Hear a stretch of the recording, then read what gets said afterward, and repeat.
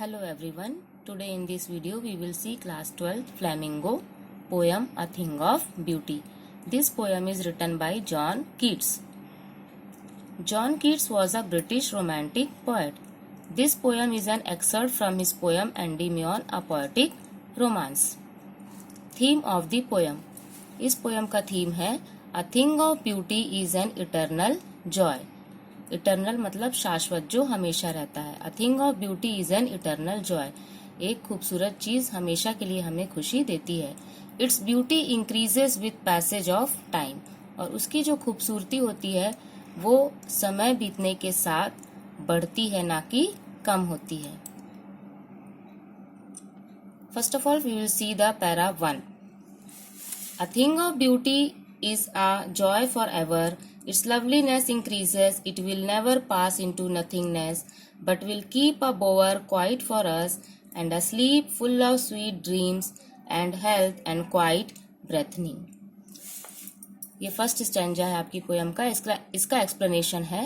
In this line poet says that a thing of beauty is Joy for ever. खूबसूरत चीज हमेशा के लिए खुशी देती है.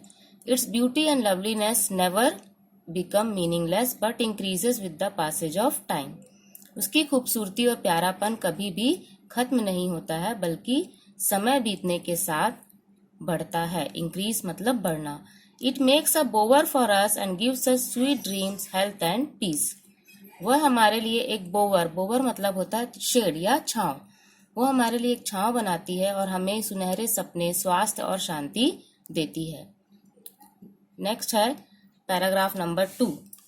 Therefore, on every morrow are we wreathing a flowery band to bind us to the earth, spite of despondence of the inhuman dearth, of noble natures of the gloomy days, of all the unhealthy and over-darkened ways, made for our searching. Yes, in spite of all, some shape of beauty moves away the pall from our dark spirits.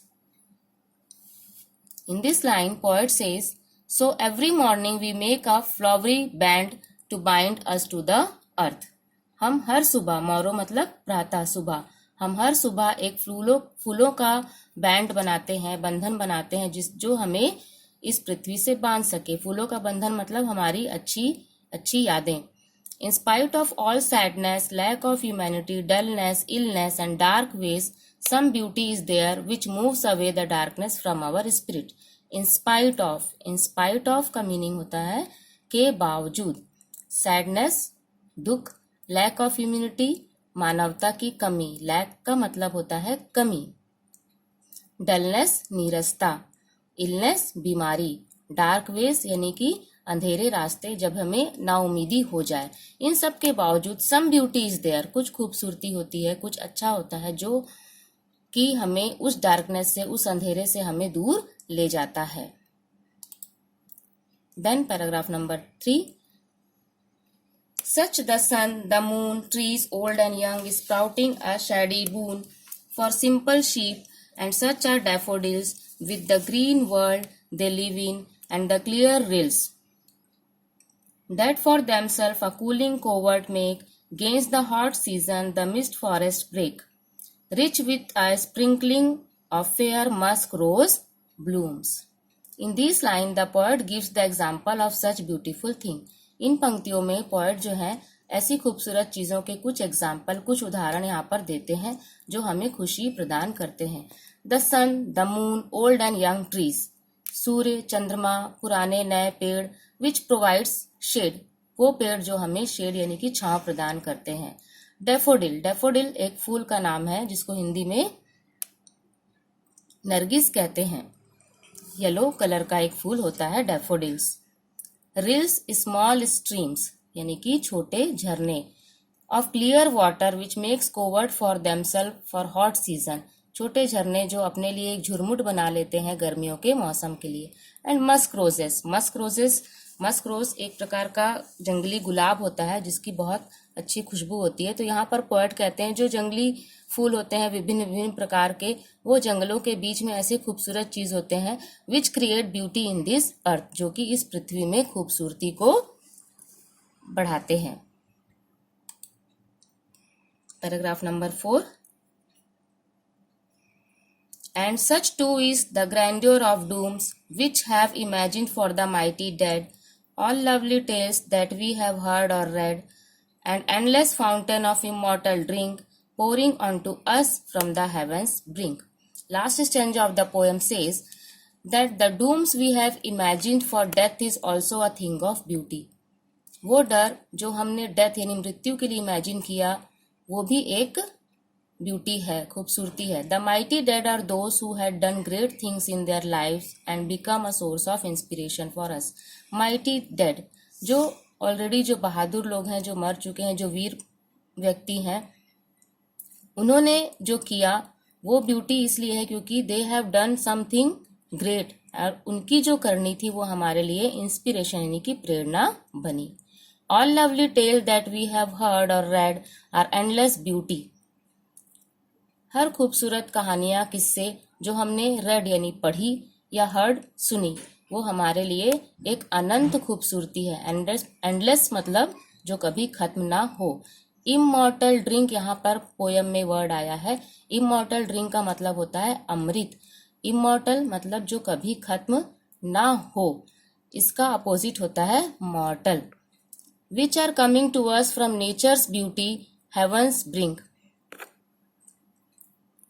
जो हमारे लिए nature यानी प्रकृति से हमारे लिए आ रहा है. So this is the explanation of this poem, and now some important words. First, bower. Bower means pleasant shady place under tree. किसी वृक्ष के नीचे की छांव. Wreathing. Wreathing का मतलब होता है encircling और making, बनाना या बांधना. Dearth. Dearth means lack यानी कि कमी. Despondence, sadness, उदासी. Sprouting means growing यानी कि बढ़ना. Boon यानी कि वरदान, blessing. Covert, covert area of thick clove bushes, Jhurmut. Rills, small streams यानी कि छोटे झरने. Musk rose, a wild rose flower, जंगली फूल. Immortal, which is not mortal, जो नाशवान ना हो. Word with suffix prefix in the poem.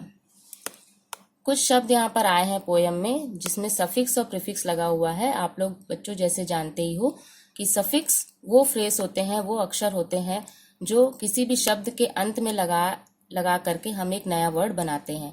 And prefix are such letters जो कि हम शब्दों के सामने यानी कि पहले लगा करके एक नया वर्ड बनाते हैं. तो यहाँ पर कुछ वर्ड्स आए हैं इस पोयम में. First we will see the words with suffixes. Loveliness, lovely plusness. Nothingness, nothing plusness. Endless, end plusless. Despondence, despond plus ence. Prefix, inhuman, in plus human. Unhealthy, un plus healthy. Immortal, im plus mortal. We will see here that कि prefix लगा करके हम क्या बनाते हैं, words का opposite बनाते हैं. So in this video we have seen the explanation of poem number 4, A Thing of Beauty. Thank you.